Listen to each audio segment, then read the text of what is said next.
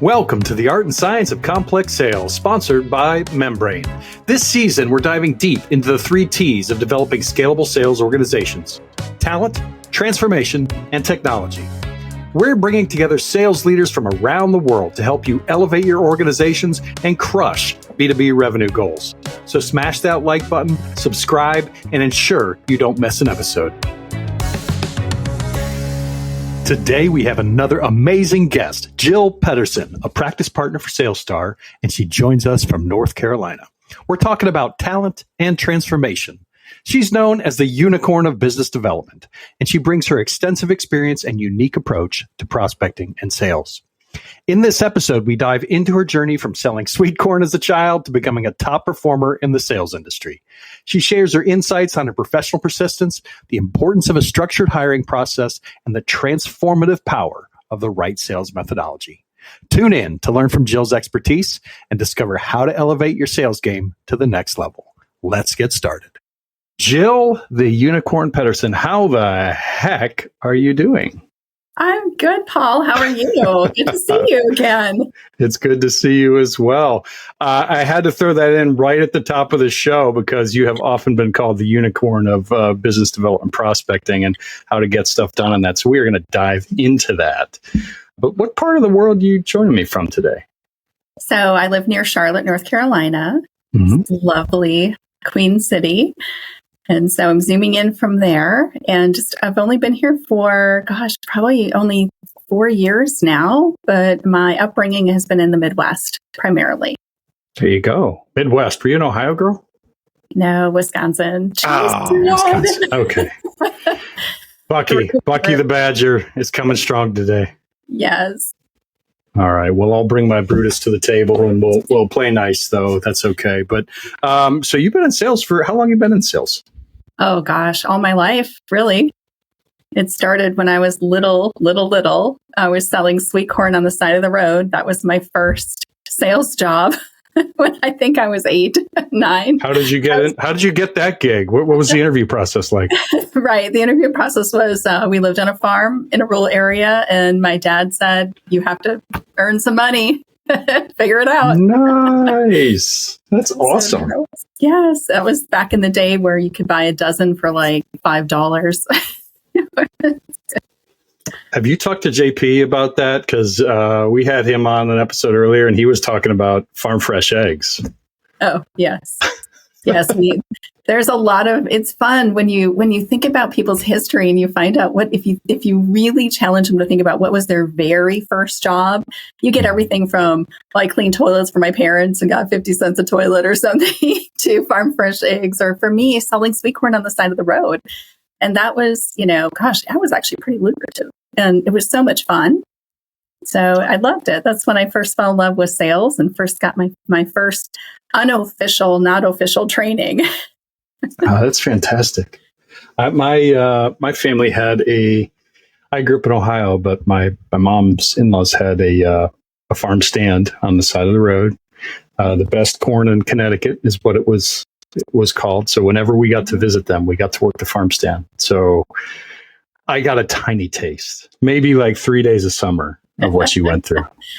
Yes. Well, that's good. It's always a good experience. You can never take that away from somebody when you have roots that run that deep and you have to work hard to get everything out on the farm stand, or in my case, pick the sweet corn before everyone started commuting in the morning. So, what was up early? And actually it drives my husband nuts. I'm still up early every day. I just think it's already in me. So I can't sleep in for the life of me. Well, I was going to go somewhere different, but let's dive right into the unicorn of business development, because I think that has a lot to do with lessons learned at eight years old. So tell me a little bit about that and how you've been able to achieve a lot of business development success over the course of your career. I love top of funnel work. I do. I really love the hunt, the unknown of never knowing who you're going to reach, when you're going to reach them, or I love parachuting in on people's day. I'm probably doing that right now with some of you.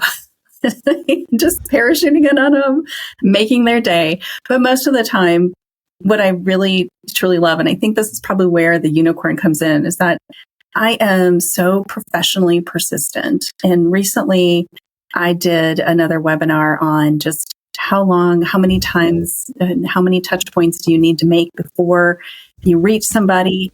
And it's amazing how many people will give up after 5, 6 times of trying to reach somebody. But the touch points are so important. So it's on average about 21 touch points. And I know some of you are like falling off your chair, or probably just, would rather stick a fork in your eye. But honestly, if you think about reaching out, touch points, meaning LinkedIn, emails, phone calls, text messages, or back to phone calls, emails, LinkedIn, these are all different touch points, and they can be done in a variety of ways.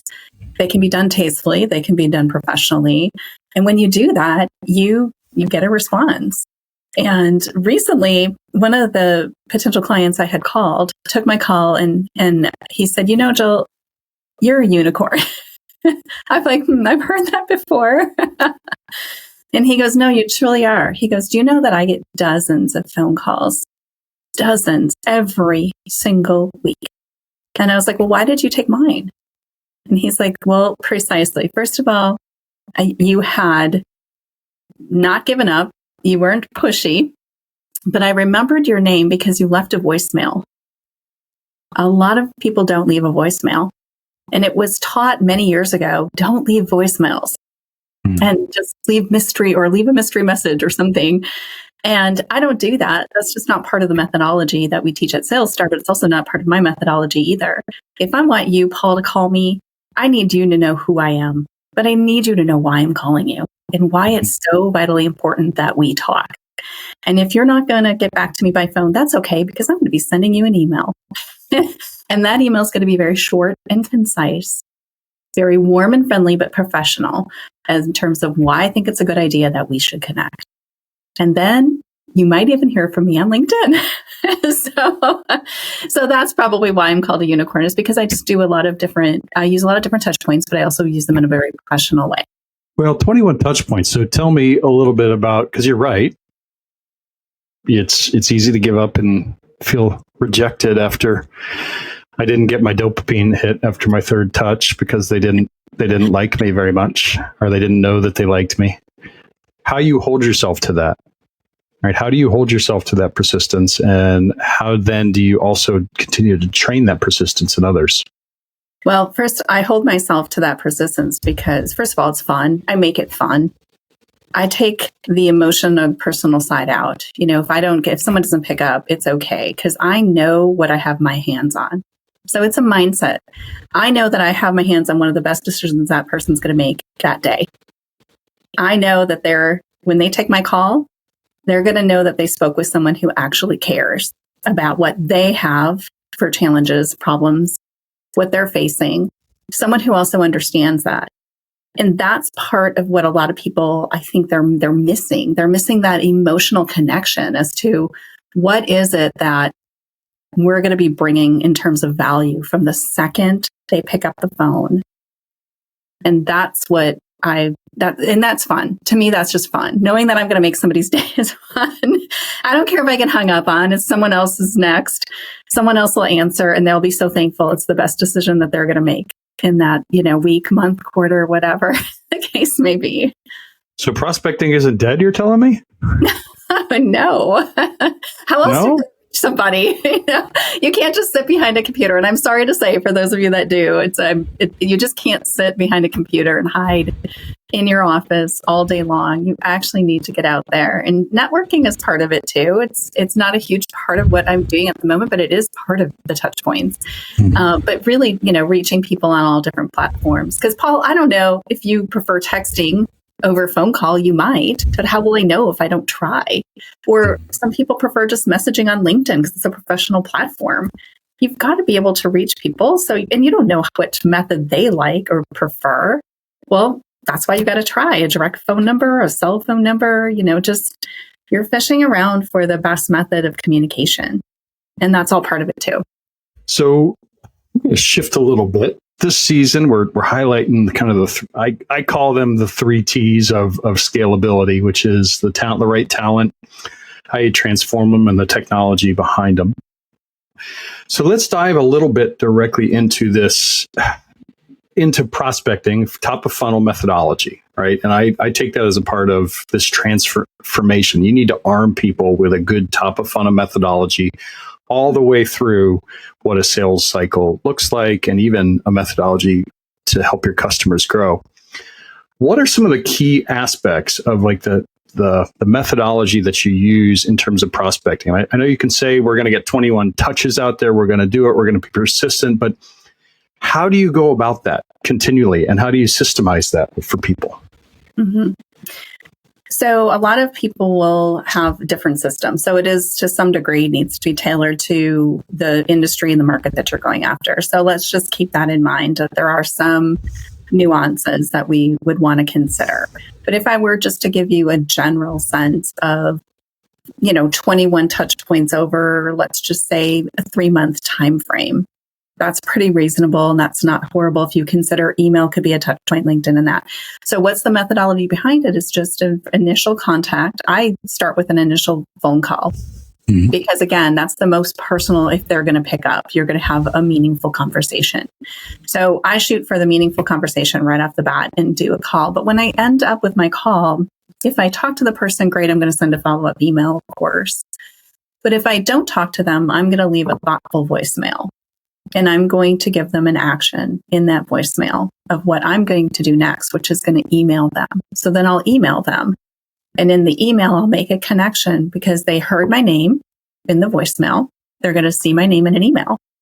So the method here is a phone call and email. Then I'll maybe wait a few days. Then it's a phone call and maybe a LinkedIn message. Then I'll wait a few days. Maybe it's a phone call text message. So do you see how I'm doing? I call it like a double up. It's 2 touch points in one. So now you can see how quickly 21 touch points can add up. And you can also see that's not going to take you forever, especially if you're waiting a few days and not a few months. So another key there. A lot of people will not manage their pipeline very well because maybe they don't have visibility or they don't have a good tracking system or technology. Mm-hmm. So that's also really important. And maybe we'll get to that later. But that having that trackability and that the reminders to follow up in a couple of days and to do your next double up on your phone calls or your touch points. So that's part of the methodology that has worked extremely well for me and for a lot of the clients that we're coaching. So you're treating pre-pipeline as, when I say pre-pipeline, let's say when pipeline begins, right? Once you have a qualified sales or buying opportunity, right? So, but you're trading that pre-pipeline with just as much respect, if not more, than the actual pipeline, the qualified buying opportunity pipeline that you have. Stages, steps, number of touches you need, et cetera. Right. It is so good to treat it serious, because why do you want to put junk in your pipeline? You want to put the most valuable, closable opportunities in your pipeline. And how are you going to get that if you don't do a really good job in the beginning of vetting out and, scrubbing those leads up against what you have as your criteria? So of course, knowing your ideal target market is very necessary, but also just doing due diligence on all this helps tremendously. Awesome. So I hear in that transformation arm of this, we're going to hop into the talent here in a second, but in that transformation arm, when we're equipping people, we have to equip them with an ongoing methodology, a way to track that pre-funnel activity that has stages, that has steps, that you're able to dive in and understand the impact you're having on people, just like the pipeline itself, if not more serious. Yes. So tell me a little bit then. Now let's transfer this a little bit. Let's go to the first T. Let's go to talent, because you're in a really cool position. You're in a cool position when I say that you're an entrepreneur, you run your own business, so you have to prospect on your own behalf. Then within that business, you then go and empower people to hire and train the right people, help them grow their business, and then help them grow their customer base. So let's go back to, how do you find people like the unicorn? Like, how do you find the talent that you need to run an organization or to run a good sales organization? Oh, well, first of all, let me say that I know you're a unicorn. Sorry, I interrupted that. So you're not going to find anybody just like you. But how do you find people? Sorry. Well, thank Thank you for that vote of confidence. It's funny because we had a bet going here at SalesStar that I kept getting, by just doing top of funnel work and doing these phone calls, I actually had 12 different job offers within, because, when you get people's CEO and business leaders' attention, when you're calling them and you're being thoughtful and you're being strategic and you have a method and you're working consistently, people notice. And they want that. So I was teasing people here at SalesStar that I said, if I ever needed to leave, I just got to start hitting the phones and making phone calls. Because only 12 offers. Were they coming back with like, oh gosh, you haven't had 15 yet? They're like, are you happy where you're at? We really could use someone like you. It's like, well, how about this? Instead of just getting me, how about if we come and we actually coach your entire team to be just like me, right? That's awesome. So, but how do you find, this is a really, really big question. I did a webinar not too long ago on how to find top talent and seeing through AI written resumes. Because let's face it, the best interview, the best selling a salesperson's going to do is in the interview, right? Mm-hmm. And now they're using AI to write all their resumes. So how in the world is it that if you're a person who wants to hire, what are you going to do? How are you going to sift through and find the true selling capability? So it starts with your hiring process, your entire hiring process, which is really funny because, and I say funny in a strange way, because if you think about, everybody looks at their business and they think, oh, Paul, I need an operating system. I need to change my operating system. I need to change the way my production is. I need to change the way my salespeople are. I need to do this. I need to do that. But in centuries of that business being a business, has any of them ever looked and said, oh, gee, I need a new hiring process? No, they're still hiring the same way they did 10, 20 years ago. And they don't think to first look at their process. There's a process for everything. And believe me, I'm not a detail person. I'm a very fun, let's just go out and spontaneously do something. Let's do it right. Let's do it fun. But when you put it into a process, like every step, every system you have within your business, now you have visibility. Now you have control over that. And it's not just random and like a bunch of, cowboys out in the wild, wild west, right? So when we talk about a good sales process, we have 9 steps. We have profiling the role, which most people do. We have profiling your ideal candidate, which most people don't do. They'll profile the role, mm-hmm. They'll identify it, but they won't identify what is their profile of their ideal candidate. So a lot of people miss that.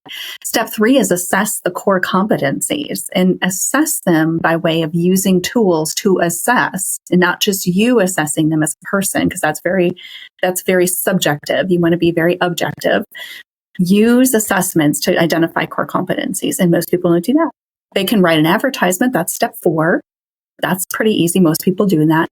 They can source. They can shortlist. They can do an interview process. Pretty common. Most of us are already doing that. They do their due diligence sometimes. In due diligence, I mean like background checks, reference checks, etc. And then the 9th step is onboarding. Well, most people, this is a huge miss. They think onboarding is just, let's show them the technology. Let's walk them through the handbook. Let's talk about our core values. Mm-hmm. And that's it.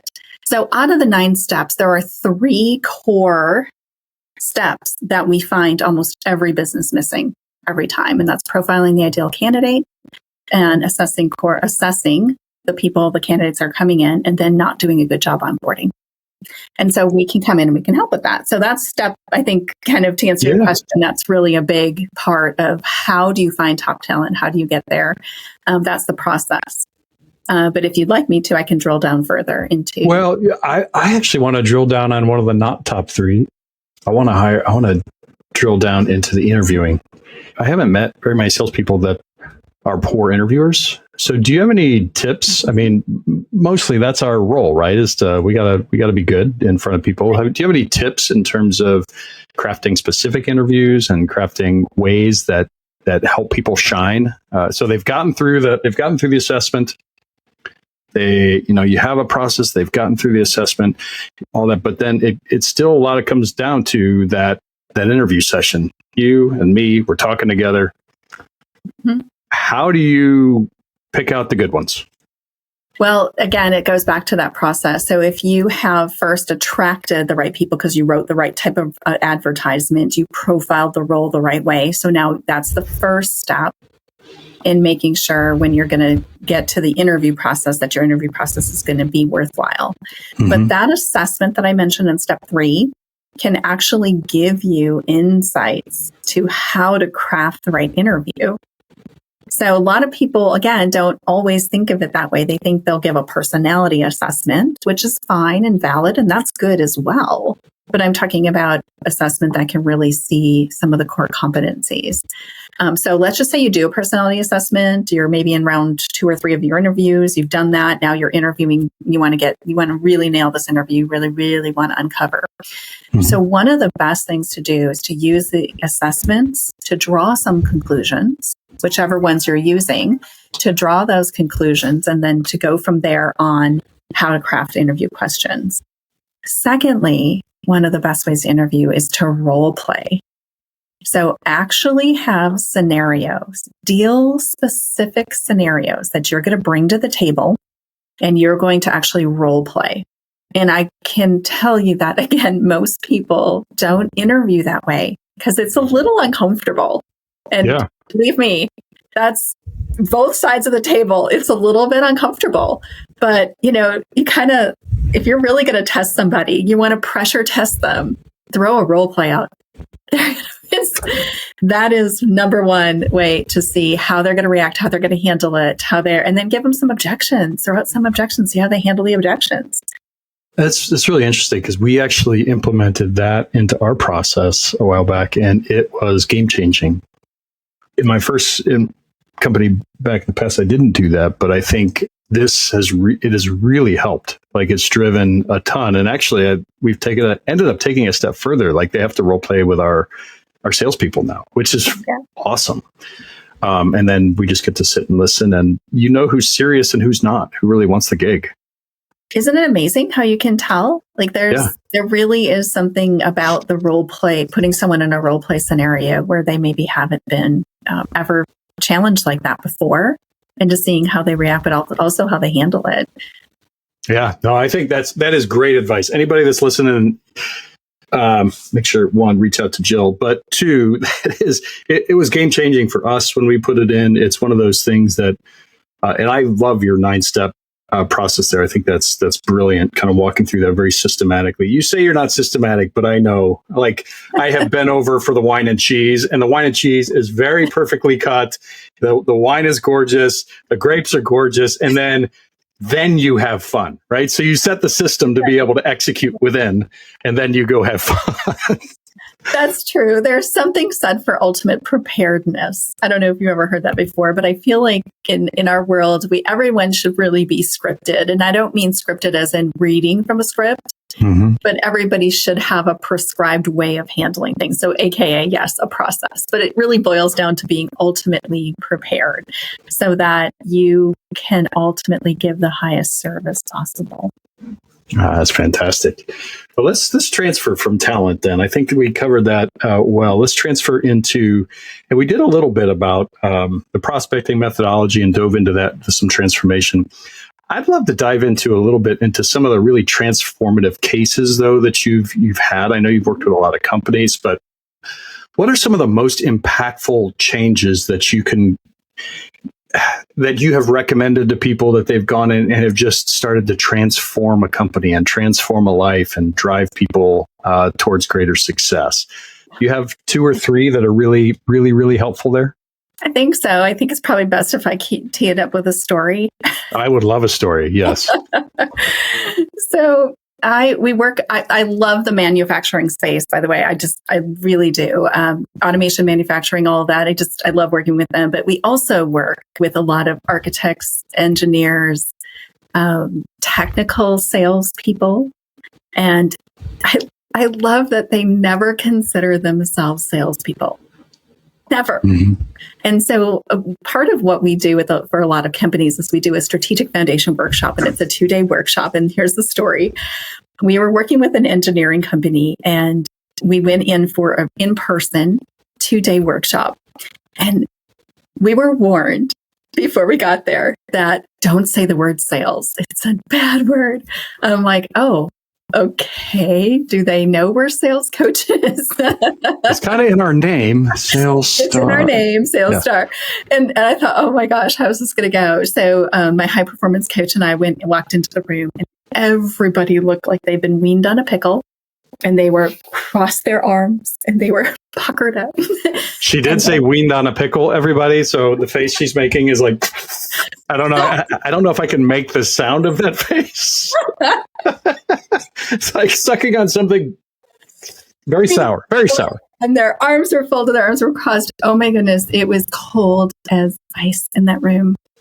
And we walked in and we started doing what we do best, which is, workshopping and understanding a strategic foundation for them to build upon for new business and sales. And by 3 hours in, everybody's arms were unfolded. People were taking notes. They were writing down stuff. They were engaged. They were so excited to embrace the fact that sales is not a dirty word and it can be part of their culture after all.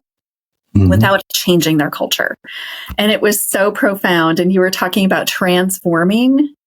That was a transformation in mindset, just like that for that entire team. And from there, it just went so smooth. And they said it was the best workshop they ever had. And that to me is one of the reasons why I love sales. But I also love that transformation. And that's not the only way we get transformation, but that's just one story I needed to share when you brought up what's transforming. So how do you go about transforming that mindset in 3 hours? That's fascinating to me. Like, how do you work with them? I mean, are you defining their ideal prospect? Are you defining what's happening in their lives? What are some of the things that were making that shift in them? I'd have to say, Thomas Watson once wrote, nothing happens until something is sold. Mm-hmm.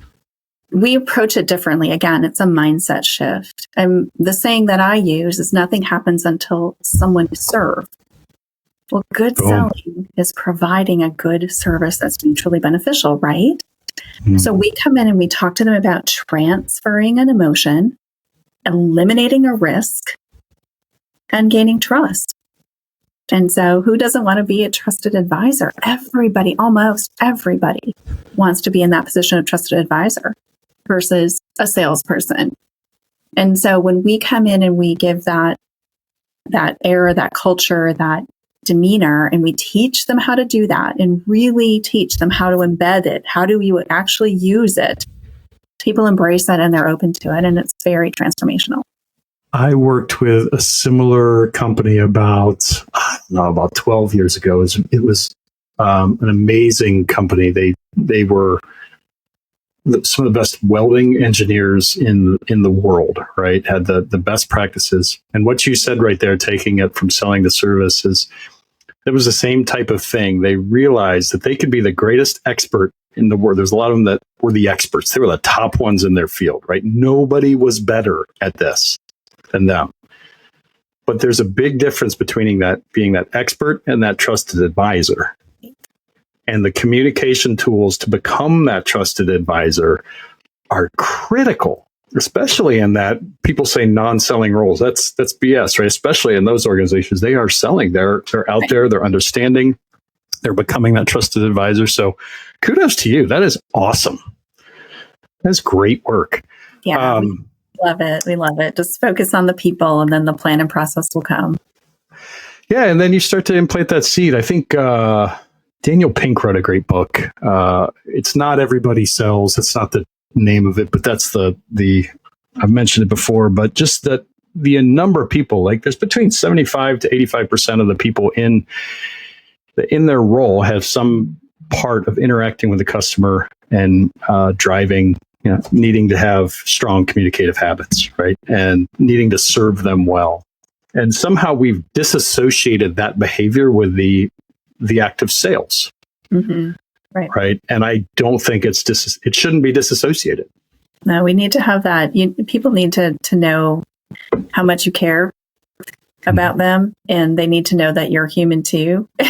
So it's nice to add a lot of components that will bring that emotion.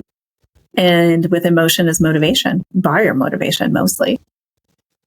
So I have to guess, we got to go all the way back to the beginning before we go to our next thing, though, because we talked and started with this on the 21 touches, right? How can after 21 touches, somebody still be seeing you that way? Like, and not as somebody that's annoying. It's all in the wording. Mm-hmm. You really have to be careful that you're not trying to sell them when you're calling them. You're just trying to reach out to them. And so choosing your words carefully, and this goes back to that ultimate preparedness and scripting, writing out a good positioning statement and having a very good UVP to relate and resonate with your target audience is so super critical. So that's one of the first things that we love to do with our clients, because a lot of them will have a positioning statement already. If it may not be as good as it could be, they might have a UVP or a unique value proposition. Again, good, but maybe not as good as it could be. And so let's identify that. Let's really drill down and just go back to that foundation. Again, that foundation is going to be where your words matter.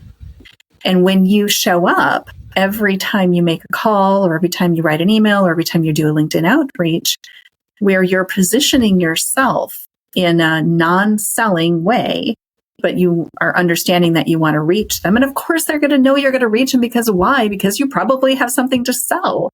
But it's the approach you take. It could sound very different, like, hey, Paul, it's Jill Pedersen. I'm so excited to talk to you. I can't wait to share what we're doing. We're doing all this stuff. We have so many capabilities. We can do X, Y, Z, and blah, blah, blah, blah. And it's like, you just kind of vomit all over them, right? I am not going to call a person back like that. But if it sounds like, hi, Paul, this is Jill Pedersen with SalesStar. I'm really sorry that I missed you. I'm looking forward to connecting with you briefly, but I'm going to send you an email with more context as to why I'm trying to reach you, so I don't have to leave a lengthy voicemail. You can reach me at da-da-da-da-da, and then leave your phone number and your email. Now, what sounds better to you? Are you more likely to call back option number 2 or number 1? Yeah, so. I'm an option 2 person. Yes. And I know there's a lot of debate on that. That used to, I was told, well, not really anymore, but when I first started, I was told that, the voicemail is a place to get all your value out, right? So it was really interesting, and I hated doing it. I hated doing, it had to be 45 seconds. You had to get all your value out and exactly why they needed to talk to you and all the things that you're helping to do. And it never worked for me. I completely threw it away. I threw away all the training of the company I was with at the time. And I started calling somebody and said, hey, I'm sorry I missed you. I'd love a chance to chat with you. We're doing some pretty exciting stuff. And it was like a 3-second thing, very similar to yours. And, I can promise I could bring some value. I'd love to chat for me. You never talked to me before. Let me know if you have a second. And I got so much more response. And again, that's very unscripted. But I got so much more response by being authentic and just continually following up with people than I ever did on the other one. Absolutely. And doing things with, especially voicemails with a smile on your face or a phone call with a smile, and that's hard for some people to do. Mm-hmm. But you can hear your energy. You can hear that across the phone. You can hear the warmth. You can hear the sincerity. So even if you have a ton of calls to make in a day, or maybe you're in a position where, that you need to slow it down. It's not going to take more than, a couple extra minutes of your day to slow each and every phone call down or outreach down and just think, how do I want to be approached? How would I want to hear from this person? And that's taking a perspective and a different lens on things. But again, it goes back to that mindset of, you might have 100 calls to do in a day, but slow it down and do them well, because your response rate's going to go way up. And I guarantee then people will start calling you a unicorn and start calling you for job offers and saying, hey. Well, of the 3, and I think you're really pointing out something that's critical here, of the mindset, skill set, tool set, trinity, right? The mindset, nothing happens without the mindset. There's absolutely zero. You don't leverage the tool set well. You can't build on your skill set unless you are committed and disciplined to it. No, for sure. That takes me to my last question. I'm sorry, you had something to say there. I interrupted you completely. No, I was just going to say, remember when you're transferring that emotion, Mm-hmm. you are making someone feel comfortable calling you back or reaching back to you, knowing that they're probably not going to waste their time, that it's going to be valuable. Nice. The last thing, and we're running out of time actually, so I think we may have to have you back to discuss this one later. So we're going to stick with 2 T's. We're not going to go into the technology because I'll just say that you are I'm proud Membrain user. I'm very excited by that. And we're a great partner with SalesStar and absolutely love that. This is not to pitch our technology. This is just if you could give maybe a 30-second on why you think technology is really important for a sales team, the right technology for the right people in the right places, then we'll close out today. Oh, that sounds good. Let me tell you, the right technology gives you the visibility that you need to make the right decisions. You cannot make decisions on what you cannot see. So recently, a potential client said to me that he only uses spreadsheets. And I was like, what?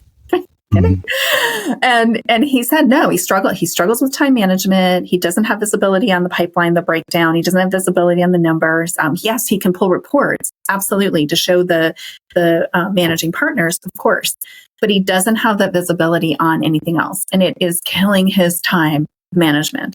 So time is one thing, but again, visibility on where the breakdown is in a process. Even if you don't have a sales process, then it can help you build one. If you do have a sales process, it can help you identify where the breakdowns are in terms of what's not going right. As the economy changes, you need to revisit your sales process from time to time. And how are you going to do that if you don't know the metrics or the data?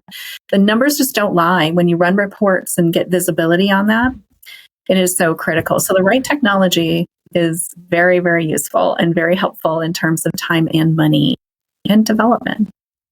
We will have you back on at some point in the next 6 months to a year. Make sure we dive into that topic a little bit more with you, because I think I know you use technology really well to your advantage, and you both at a leadership level as well as a salesperson level. So I think you have a very unique perspective on that. So I'm inviting you back. Does that sound like a plan?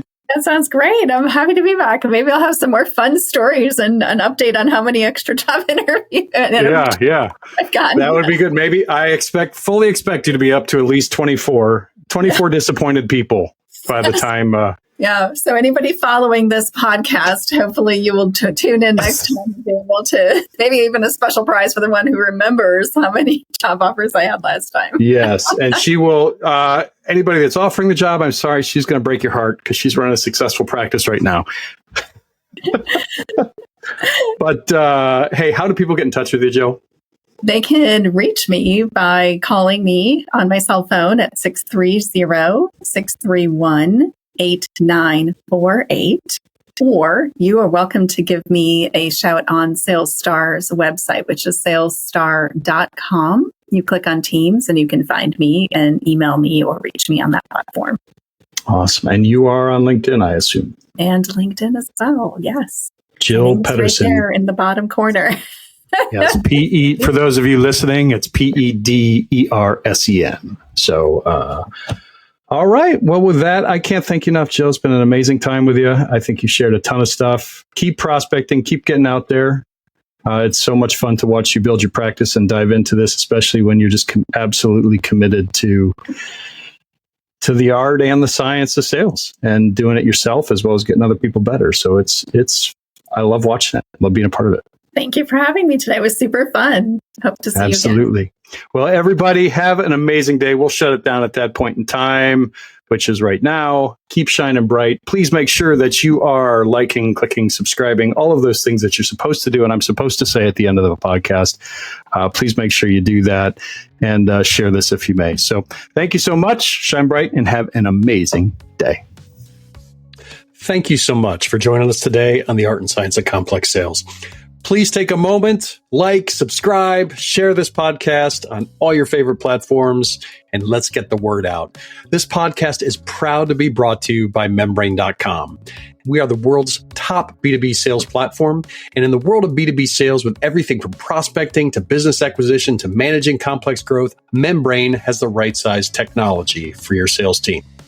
Our latest innovation, the Coaching Cockpit, empowers your leaders, managers, and team with the information and tools they need to take their skills to the next level and to take advantage of the exponential power of effective sales coaching. With our technology and the top team of sales partners around the world, Membrain is helping to achieve our driving vision.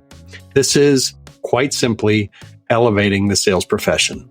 To learn more, find us at www.membrain.com. That is MEMBRAIN.com, or contact us via email at sales@membrain.com. Keep shining bright and have a wonderful day.